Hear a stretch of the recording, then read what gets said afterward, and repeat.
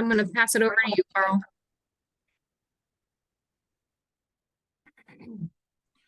All righty. I think we're doing pretty good number-wise, I think, to where we're at on registration. So, and we're a couple minutes in. So, wanted to welcome you again back for the afternoon session of the Virginia Resource Training.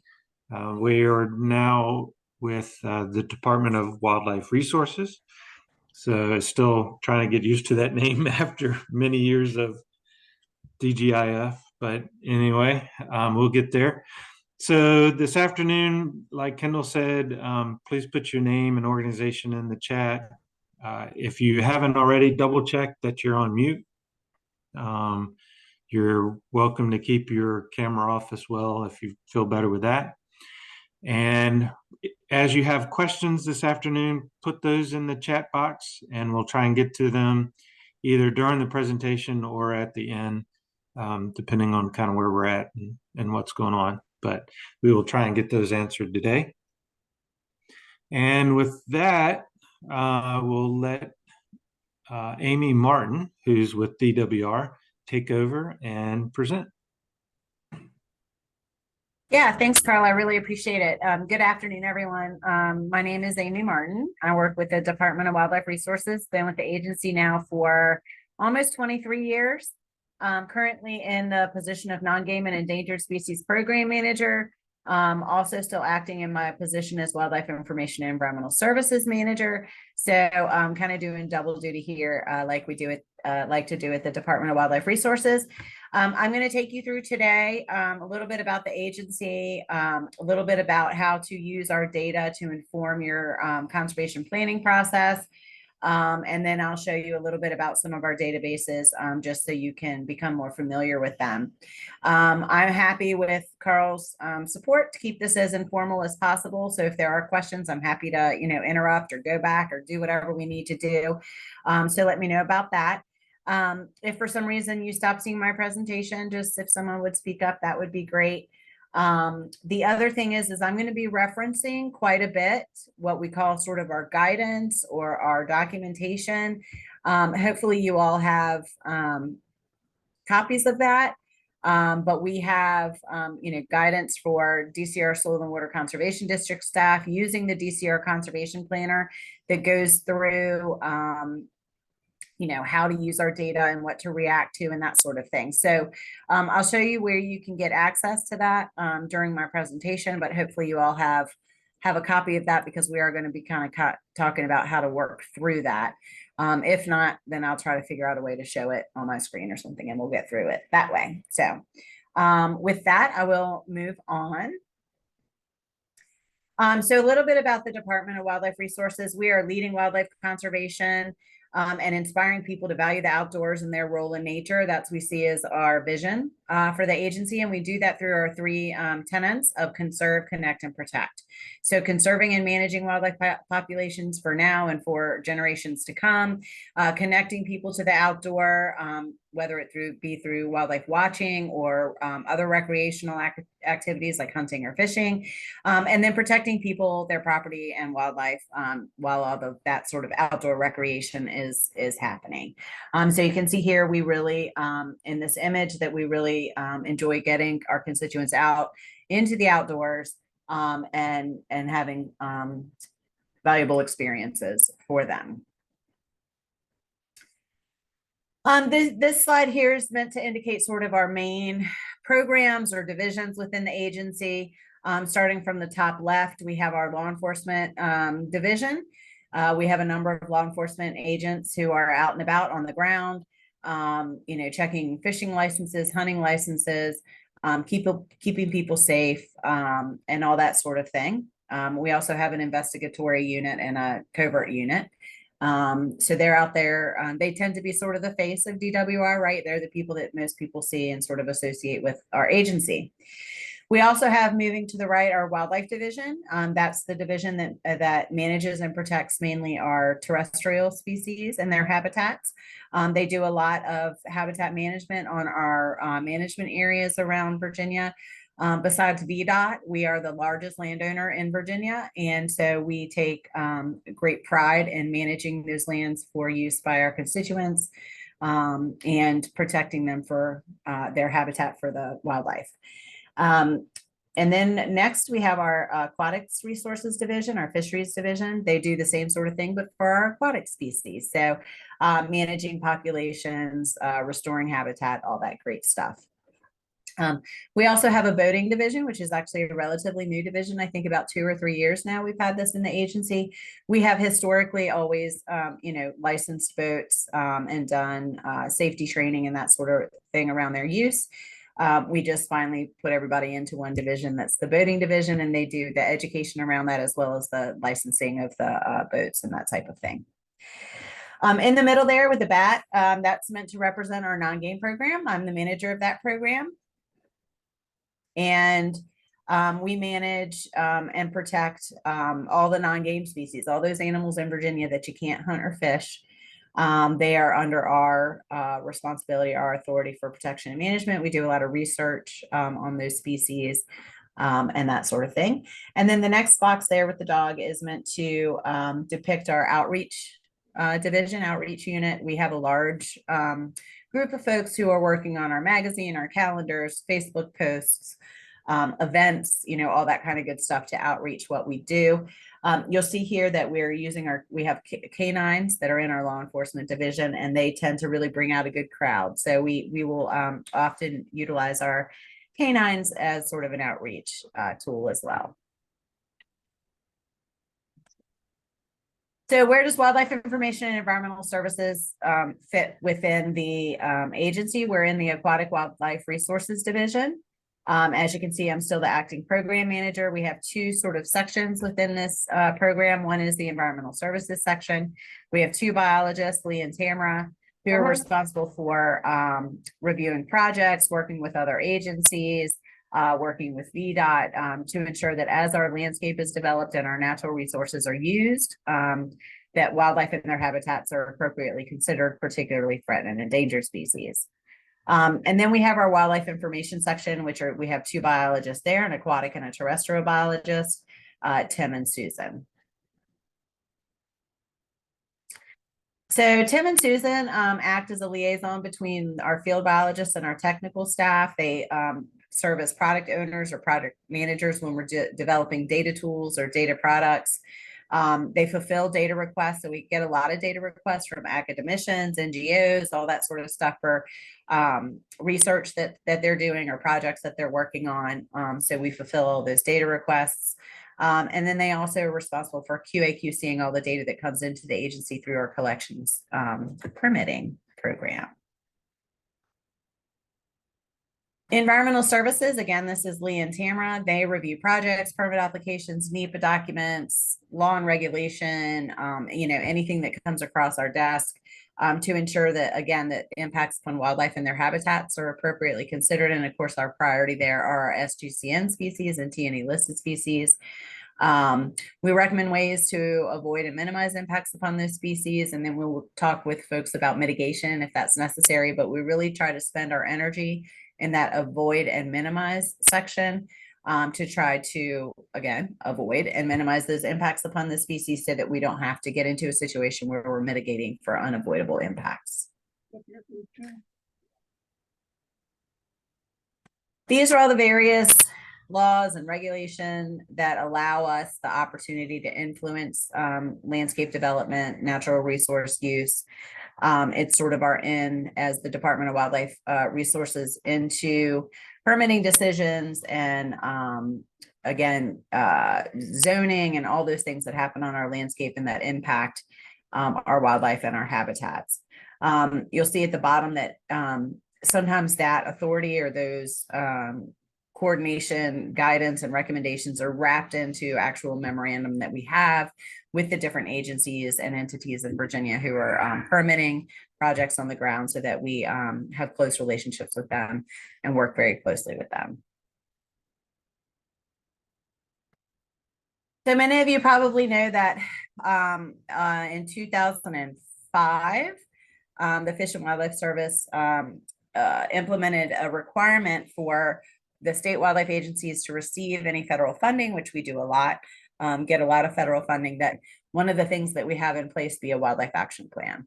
So we're working on our third iteration of the wildlife action plan, which is due in 2025. Our most recent wildlife action planning was done in 2015.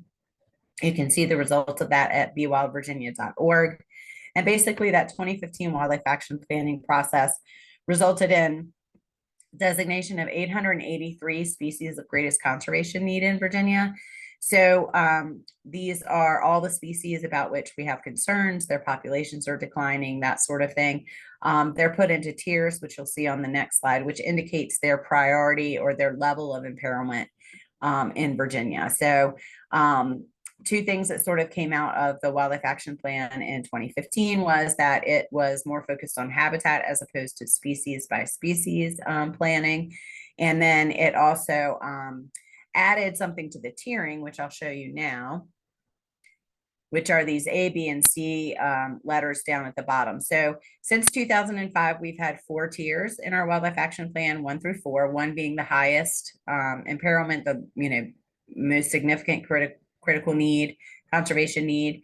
But then we've also assigned now each species with not only a tier, which tier of the wildlife action plan they're in, but also a letter associated with that tier. And that letter indicates to us what the conservation opportunities are.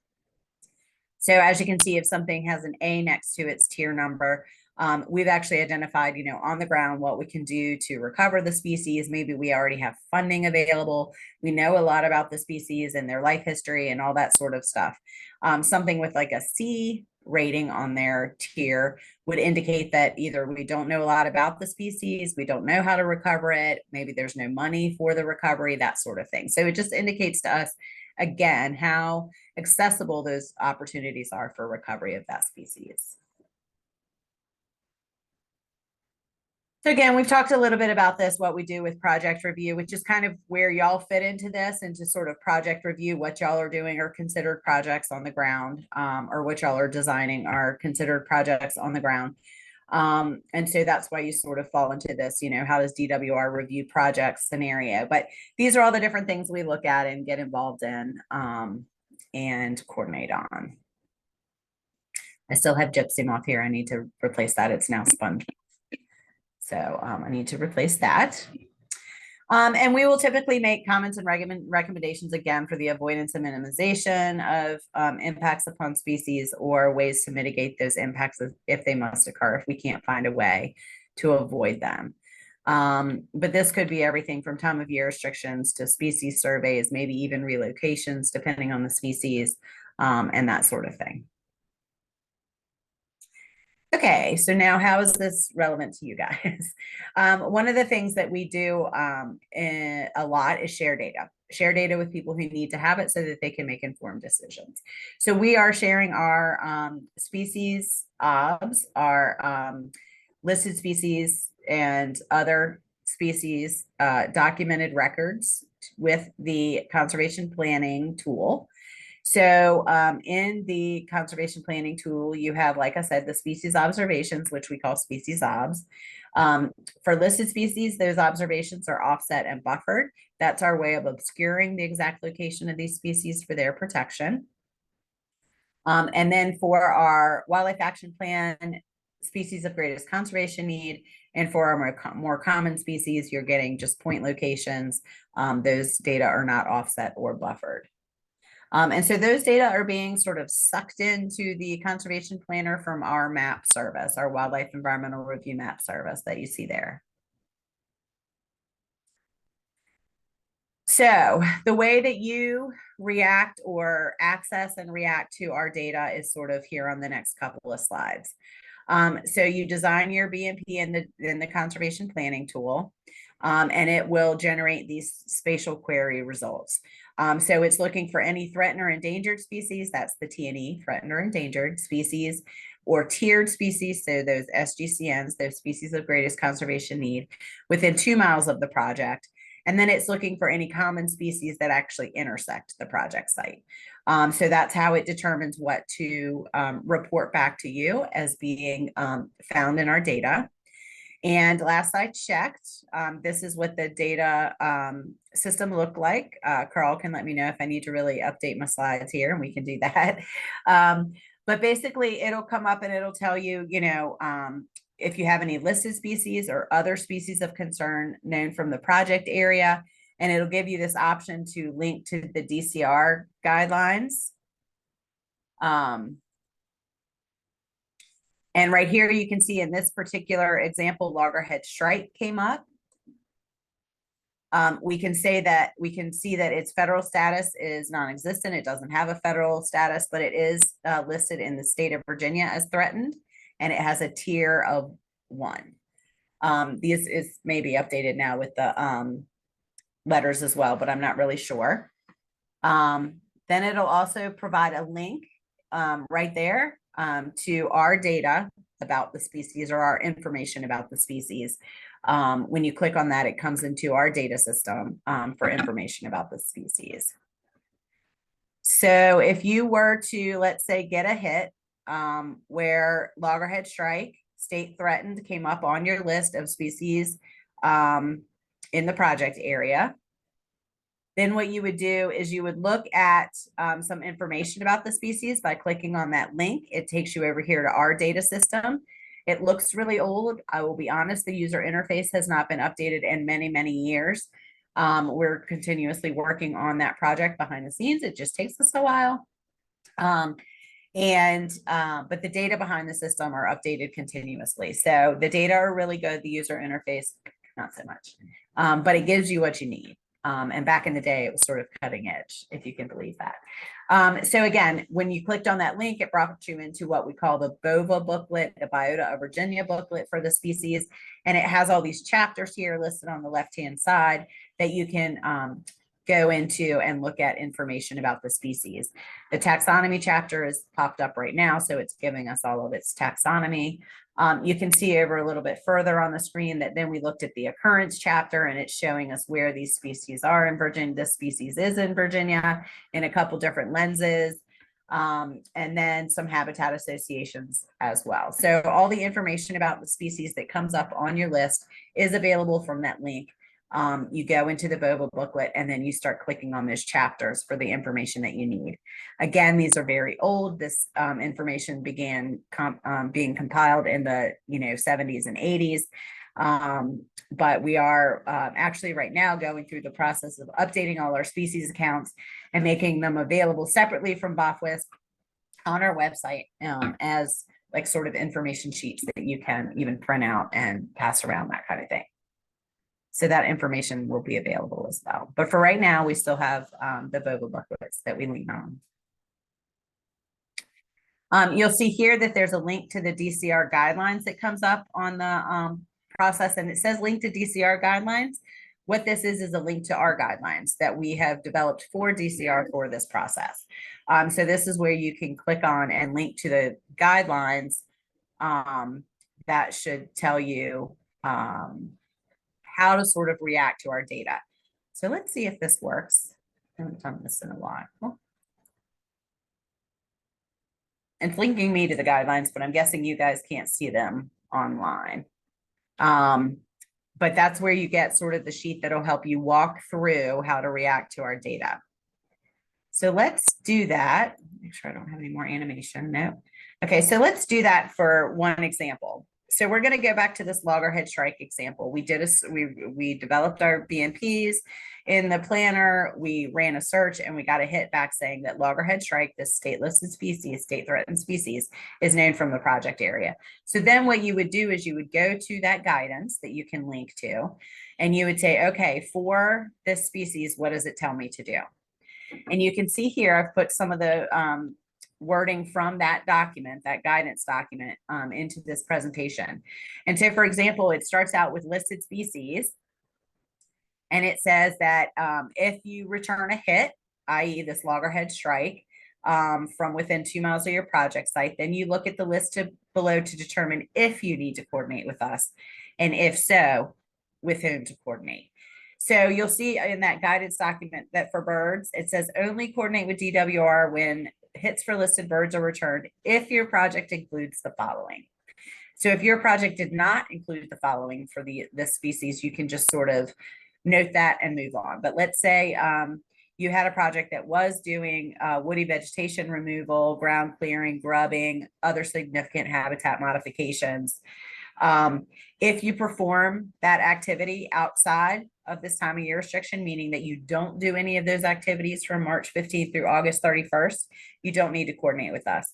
That period there, which is our migratory bird time of year restriction, includes the time of year restriction necessary to protect loggerhead shrikes.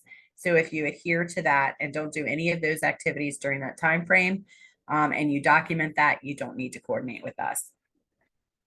If you can't adhere to that time of year restriction, or when I say you, I mean the project applicant can't adhere to the time of year restriction, then you would need to coordinate with us.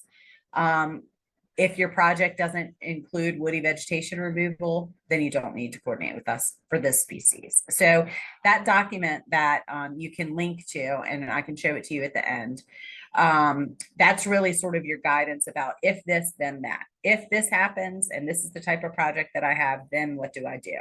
And it really clearly states all of that for you.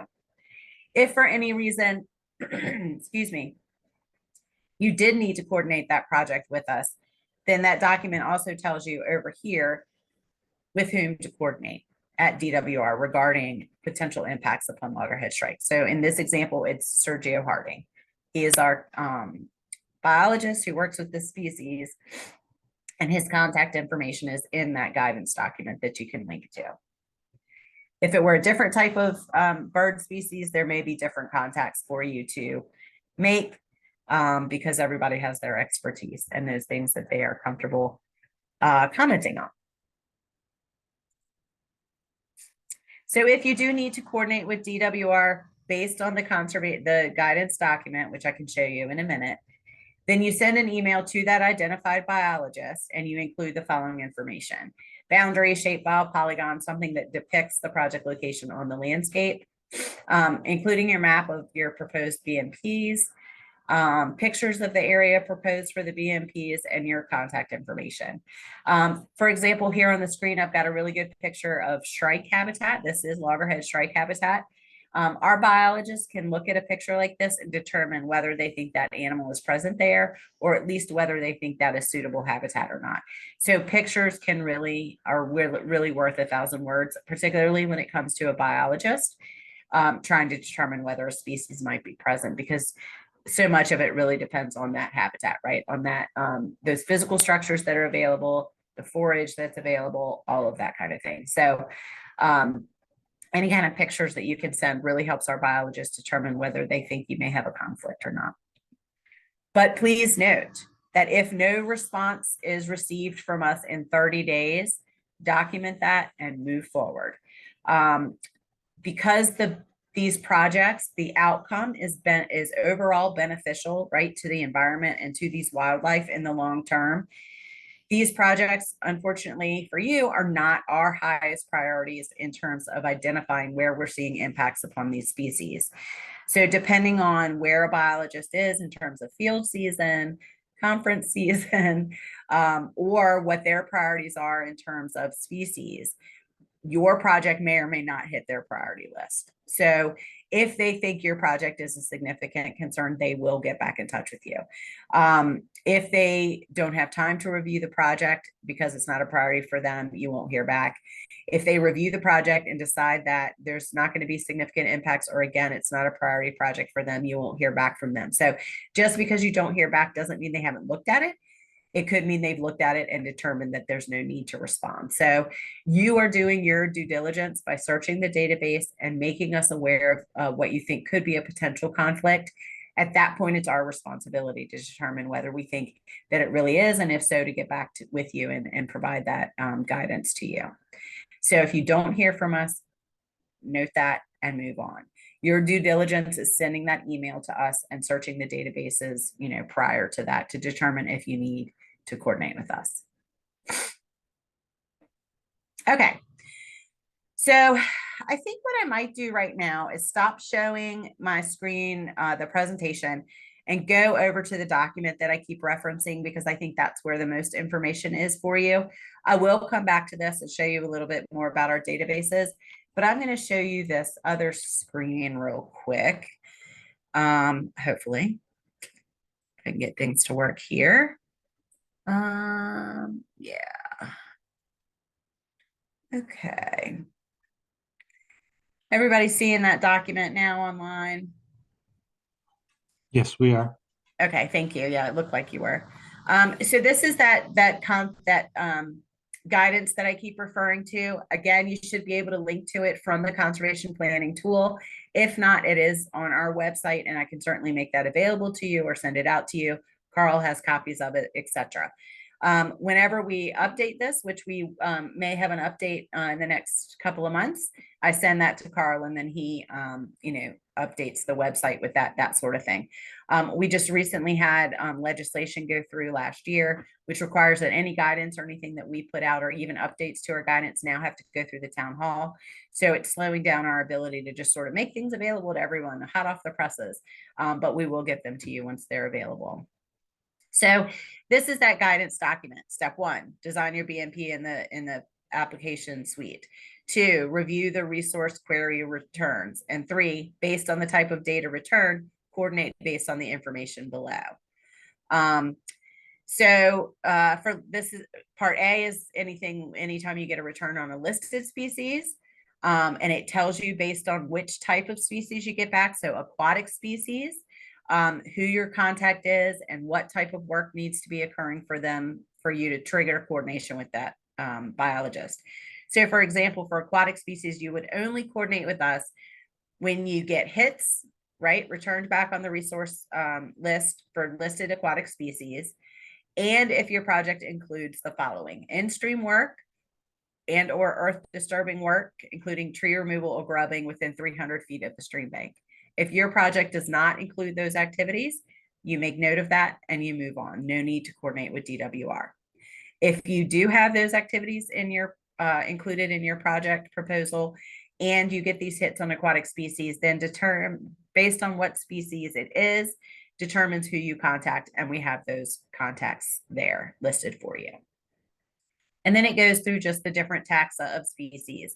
If you get a hit on a semi-aquatic species, and what we mean by that is an amphibian, a wood turtle, a bog turtle, an eastern chicken turtle, then you would contact JD.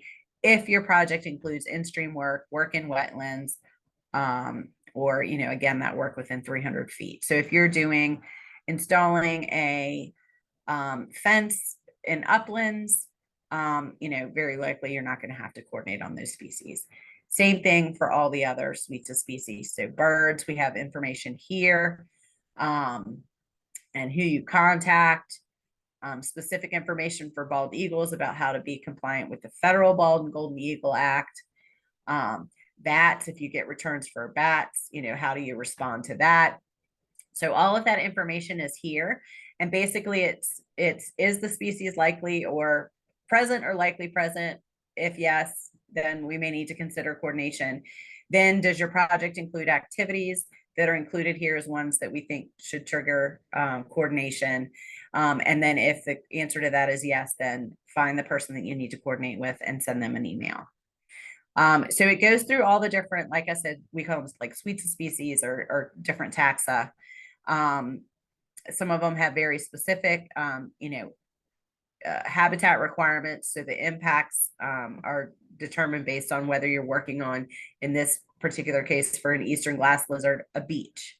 So again, if you're not working on a beach and you get a hit for an eastern glass lizard, you don't need to coordinate with us. It's really about what type of habitat impacts you're having.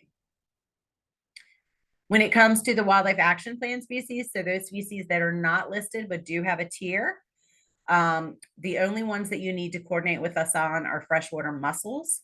And again, it's only if you're doing the type of work that's required to trigger coordination.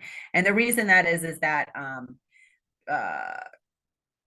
there are a lot of freshwater mussels that are on a very close sort of watch list, very highly imperiled, even though they're not listed. So we just want to make sure we're sort of keeping an eye on those species related to these projects. Then the document moves on to C, which is how to coordinate with DWR and what to do if you don't get a response. And then there's section D of the guidance document that includes resource protection recommendations. So anytime you can implement these resource protection recommendations, great, we support it. It includes stream buffers, wetland buffers, and then buffers around colonial waterbird colonies, which are not a listed species. Well, there are a couple, but you're probably not going to get them there, like on the Eastern Shore and stuff. But they are something that we want to try to protect or provide buffers around if you can. And then the last part, I believe, of the document are the DWR contacts. So I've said before, contact the biologist, contact the biologist. This is where you have the contact information for the biologist.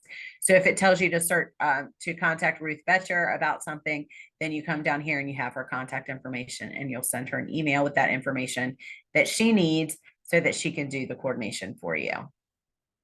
And then this is our resource list, or our contact list for the more common species. So if your landowner has questions about deer or coon hunting, or whatever it might be that's more related to hunting or fishing or common species, then these are some good resources that you can use to either call and get some questions answered, or to pass on to landowners who may need some assistance. We also have our lands and facilities folks listed here.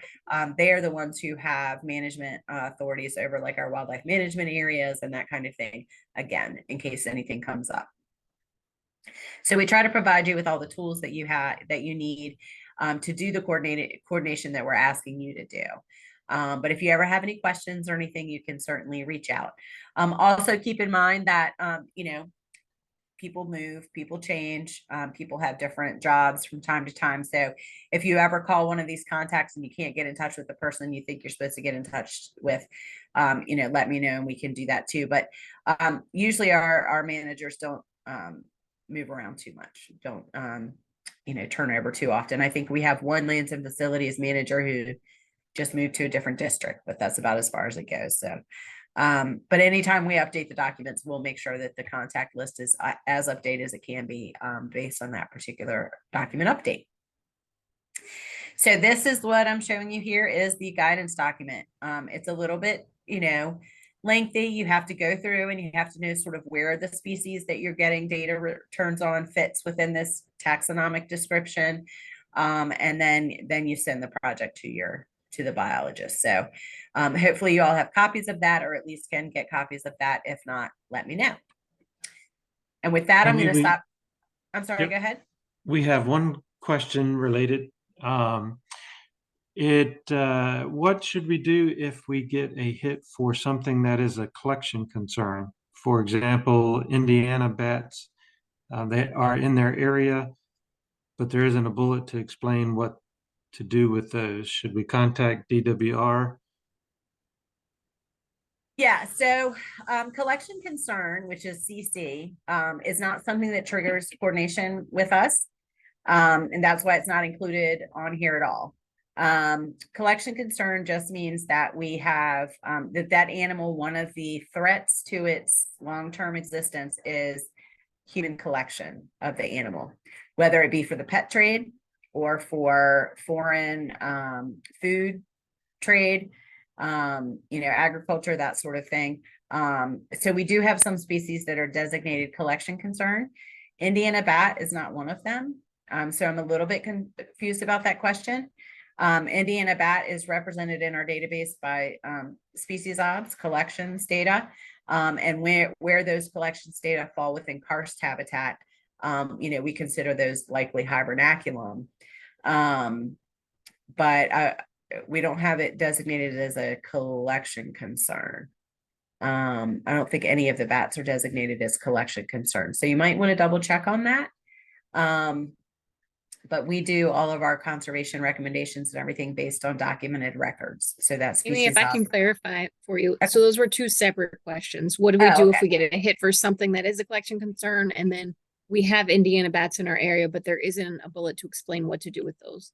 Do we contact DWR for that? So, right, it melded into one, but there were two separate questions. Okay, yeah. So collection concern, I think I answered with that doesn't trigger coordination with DWR for this purpose. There are reasons why it's important for us to know if there's a collection concern animal in a project area, but not for these types of projects. And then when it comes to bats, we do have a section on bats. And we have certain data that are built around specific species like northern long-eared bats, little brown and tricolored bats. So those, that information is listed here. I see what you mean where I don't specifically call out Indiana bats. But anytime you get a hit for an Indiana bat, and maybe I'll make that update in a new update of the document to clarify. So anytime BOPWIS returns, which is the data system that you're using, returns a hit for a listed cave hibernating bat, which would include Indiana bat, coordinate with DWR per the below. So you would need to coordinate that project with Rick Reynolds. But yeah, I understand the concern because I don't call out Indiana bats specifically here. So I'll try to update that on future versions of the guidance, but just know anytime you've got bats, you have concerns about bats, Rick Reynolds is our mammologist and he's the one who can answer those questions for you. And then of course, if you have federal funding, you should be coordinating with the Fish and Wildlife Service as well.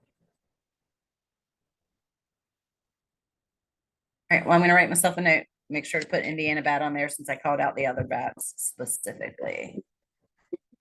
But we only have concerns for Indiana bats around those hibernacula locations. So again, any records out in, karst habitat, that's where we would be concerned for that species.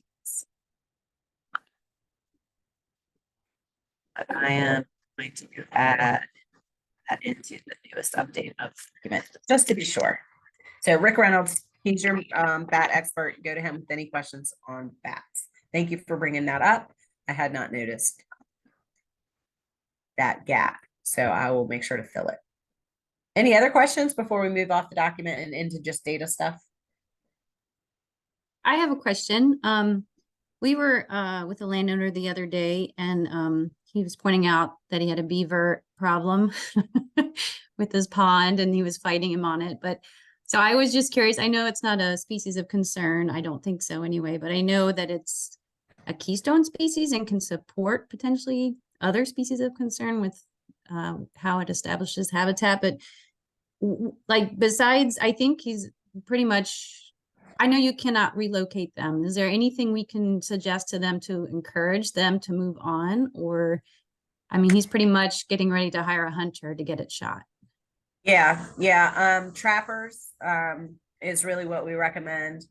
And yeah, there's no relocation. So it has to be they have to dispatch the animal, that sort of thing.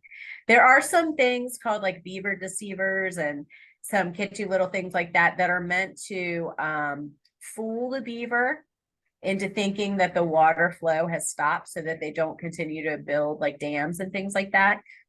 So you might want to look something like that up again. I think there's versions of them called beaver deceivers. Okay. There are also you can also call our human wildlife conflict hotline, and they may be able to provide even more detail about what that might look like. And they can answer any questions that you or the landowner might have related to trapping beaver, and that sort of thing. So I can offer you that, or you can find it on our website, human wildlife conflict hotline. Okay. But there are some things out there that can work at least temporarily to sort of deceive the beaver into moving along. How well they work, how long they work, I'm not really 100% sure. Yeah. And then there are some places in the world where we're looking at using beavers to purposely modify habitats, like you were saying, to support particular species, Okay. and that kind of thing. So there's some work going on, and believe it or not, there's a conference called BeaverCon. Oh, neat. Where people go and talk all kinds of beaver stuff. So we learn little bits and pieces from that, every year, and try to put them in action. But yeah, you can't move them. They can be, difficult to deal with if you're a landowner. But certainly the most humane and ethical thing to do is just to hire a trapper. If you cannot, live with them, either do that or again, one of these beaver deceiver devices. And the reason I'm kind of going on and on about it is there's another word for the beaver deceivers that's not coming to me, and I'm trying to just stall until I can figure it out, but I'm not. So I'll move on. But anyway, look into that and see if Okay. there's some options. And then again, I would recommend calling the hotline. Oh, I Okay. actually have the number right here. I'm just going to go ahead and give it to you. And Okay. maybe I'll put it in the chat. So I'll put the conflict hotline number in the chat. And anytime you or your landowners have questions about interactions with animals, this is the place to go for those questions. These folks are much more highly trained than I am on how to deal with conflict and where the best resources are for that. So putting the hotline number in the chat, feel free to grab that. So are the trappers allowed to relocate them, or do the trappers just put them down? They euthanize them. Okay. But the benefit with the trappers, although I guess maybe the hunters might do it as well, is they will use the fur, use the pelt for beneficial use or whatever. So Oh yeah. it's Okay. not a completely wasteful Yeah. loss. Okay. So Thanks. yeah, you're welcome. Beavers are tough. We wish we could just love them and have them around, but they can definitely impact certain activities on your property. So we understand it, but I just ask that anything that's done is legal and ethical, that kind of thing. Obvious.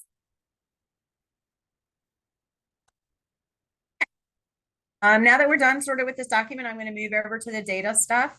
I promise I'll have you out of here quickly. It won't be much longer. I encourage you to just, play around with the data and all that sort of stuff like once I show you where it all is.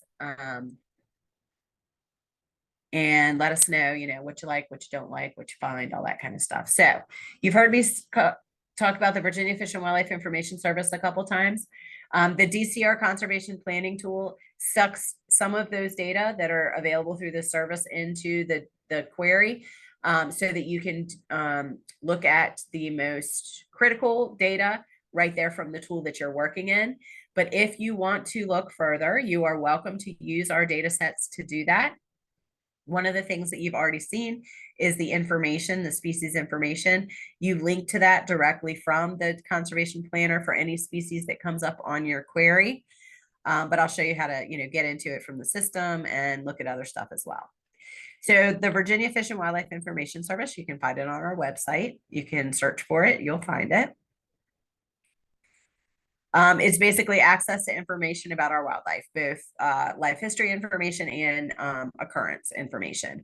I mentioned earlier, this started a long time ago. So very many moons ago at Virginia Tech, development of VOFWIS and the data sets that support it began with the Biota of Virginia, that BOVA database that really captures all the literature about the species, management practices, that sort of stuff. We use it, our partner agencies use it, consulting firms, students, the general public, we have many hundreds of users, thousands of users, I guess, probably, of the information system. And people use it based on their access level. So visitor access, you don't have to register, you don't have to let us know who you are, but you're going to get limited information. Institutional level access, that's basically public user access. You have to register with us and you will see buffered, threatened, and endangered species data, some limited detail in terms of the records, but you will see everything you need to see to be able to make decisions. Then we have our biologist level or administrative level. That's meant for folks internally, some of our conservation partners, that type of thing. And that includes, lat-long coordinates for species observations, partner data that we are not allowed to share publicly, but we use internally, that sort of thing. So there's different levels to the information system. To get a registration to become an institutional level user, you just email VOFWIS support at dwr.virginia.gov.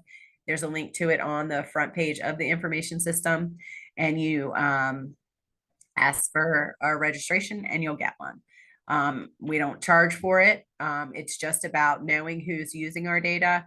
And if for any reason there were nefarious activity going on, we could sort of track it down. But we never have had that issue. So, you know, use it. It's Virginia's data. Go for it. So when you become an institutional level user and you log in, this is what the information system is going to look like for you. And it has a couple main pieces to it. One is the species information. We've already kind of looked at that, linking from the query. We've also got the geographic search function, and then we've got a database search function. The geographic search function lets you pick a place in Virginia, either by map, by long coordinates, by name, however you need to find it, and then search around that location for species documentations. The species information, like we've already mentioned, takes you into a lot of the literature about the species. And then database search is a way to just search the databases built on a query that you build.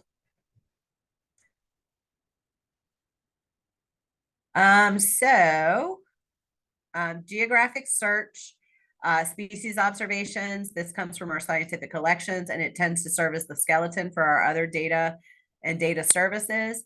If you run a report in BOFWIS based on a particular area, you will get a list of known or likely to exist species from that area.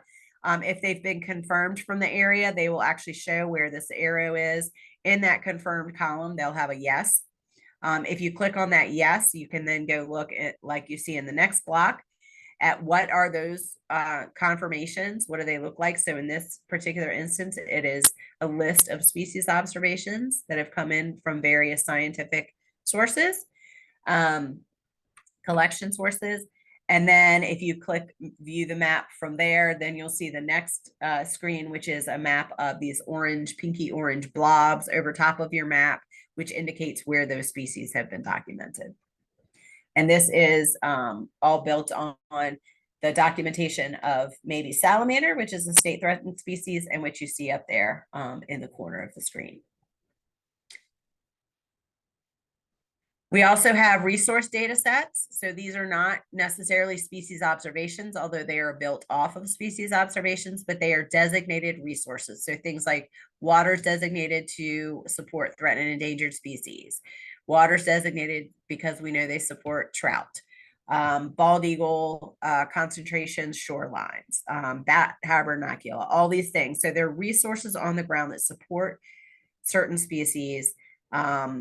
And that it is important for us to protect or have management actions around the resource. So that river, that stream, that colonial water bird colony, that cave, rather than building conservation measures around maybe a particular species. So this is what some of the resource data sets look like. You know, you've got lines and things like that for shorelines and streams. You've got big circles around bat hibernacula. So depending on what the resource is, you know, we build the data in the correct fashion, whether it's a line, point, or polygon. So you can access all of this through BOFWIS. We've talked already a little bit about species information, that biodiversity information, but here it all is again. This is for a mussel species in Virginia. You can look at its occurrence information through a couple different lenses, whether it be collection data or, you know, modeled watersheds. You've got life history information, all kinds of information there. So lots of fun stuff to look at if you're a nerd in any way around biology or around wildlife. The database search, like I said, lets you build your own query. So based on this query builder on the left, you put in the information you want to see. So in this particular example, I wanted to see breeding bird atlas records for Accomack County. And so I built that report. I got a list over here of all the breeding bird atlas blocks in Accomack County. And then I'm able to even see a graphical depiction of those. If I were to click on any of the links for the quad block names in that middle block, then it would show me all the species that are documented from there. So again, just depending on what the data are, depends on how they're depicted to you and what you're looking at. Some animation there. We also have in BOFWIS a lot of help information. So you can click on the help link over there on the left side of the screen, and you can get all kinds of information about, frequently asked questions, how you run a geographic search report, what does this data field mean, all of that kind of stuff is available here.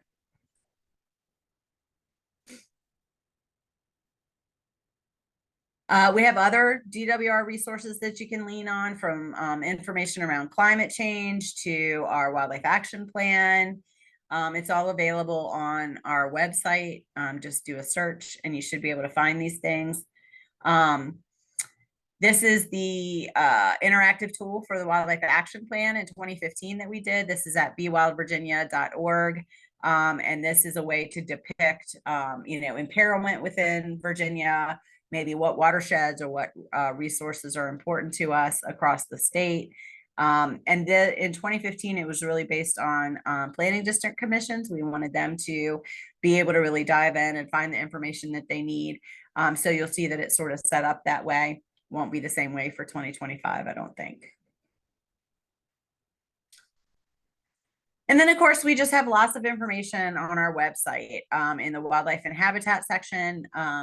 And you can go in and you can look at lists of threatened and endangered species, native and naturalized species.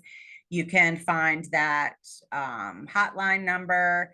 You can review our, bald eagle guidelines for landowners. There's lots of information here that's available to you on the web that can help you make good decisions or have, valuable conversations with landowners about wildlife and the resources on their properties.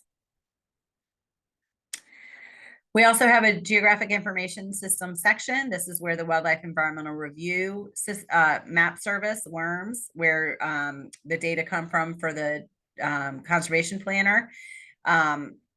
This is the division within the agency, or the section within the agency that manages that. They also manage other GIS resources. So you can go in there and you can download layers to put in your own GIS system. You can look at layers. There's lots of stuff that you can do in there with our GIS resources. And then there's our section, Wildlife Information and Environmental Services. So we try to put lots of information up there, have everything you need to be able to do a good job planning and reviewing projects. Our contact information is up there. So, anytime you need to contact us, let us know. I'll point you to this additional resources link at the very bottom of our main page. That's where we literally just have documents, links to documents, how to do this, how to do that. What does this mean? How do I survey for this critter? What does this critter look like? All that kind of stuff. So, lean on that as you need. You'll also see that we have a link there to the Virginia Fish and Wildlife Information Service, as well as a link to each of the two different sections, Environmental Services and Wildlife Information Services. So if you need to contact somebody, you need to figure out who can I get data from, whatever the case may be, it's probably here on the web for you somewhere. Otherwise, just give me a call. Oh, I told you about that really old user interface on the information system. We are working in the background to update that, to make it better, to make it more useful, not only in terms of the user interface, but more powerful too, in terms of geographic analysis and that type of thing. But we do have a vision for the future. And it'll look something like this, a little bit more GIS-y, a little bit more familiar, a little bit more up to date with other geographic data systems and things. We'll have better base mapping. We'll have the ability for you to upload a shapefile, all that kind of stuff. It's all right here, ready to go. We just need to make it happen. So just wanted to show you a couple screenshots of what this could look like, or that it's going to look more similar like this. Where you can draw a project, place a buffer on it, get a report that has mapping embedded in it. You can go back and forth between the map and the report on the same page, all that kind of stuff. So it's coming, just takes a while. So just more explaining here that you see that I've checked on certain features that I want to see, so they're showing up on the map, whereas other features that are not checked are not showing up on the map. So just a little bit more, toggling back and forth. allowing you to, emphasize the map on the page a little bit better, that kind of thing. So hopefully a better user interface coming. Can't tell you when, but hopefully coming. I think I've had that in the presentation for a couple years already now. You can also find us on all kind of social media, and we have some wildlife cams if you're interested. The elk cam is relatively new. It's pretty cool, particularly during the rut season. Even if you don't see them, sometimes you can hear them, which is really interesting. The falcon cam, that's on our Richmond falcons, so the pair that nest downtown. And then our shad cam, that is at Boshers Dam on the James. And so you can watch all the fish going past the fishway there if you like to. It's amazing how many people watch these cams and from where, all over the world. So we get input from, wherever, Georgia, about how to manage our falcons or whatever here in the United States. So it's really interesting. It's a great citizen awareness and outreach kind of tool, but it also shows real life sometimes, so it can be difficult for some folks. But anyway, so that's where you can find us on social media, and we're all on the apps, X and whatever they are now, so we do all that stuff. And with that, I'll ask if there are any additional questions.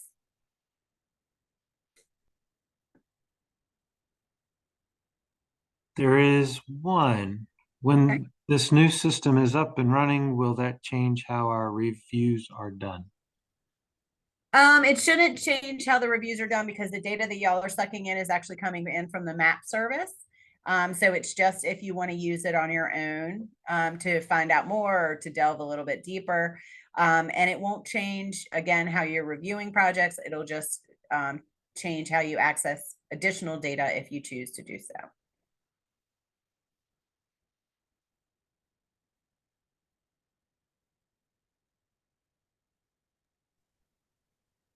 Any other questions folks have?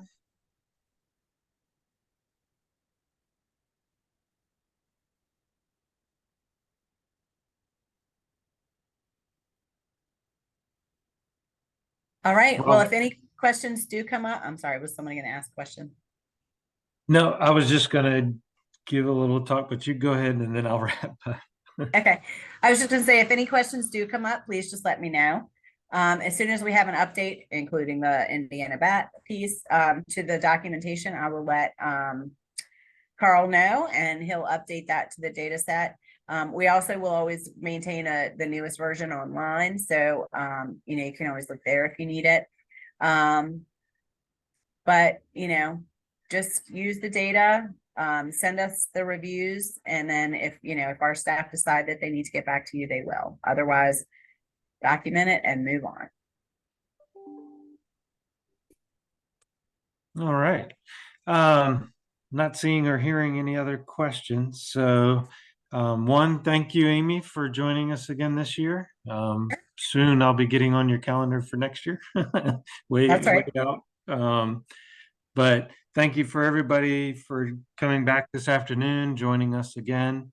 And if you have not signed up for tomorrow morning with Department of Historic Resources, go ahead and register for that so that we see you at 9 a.m.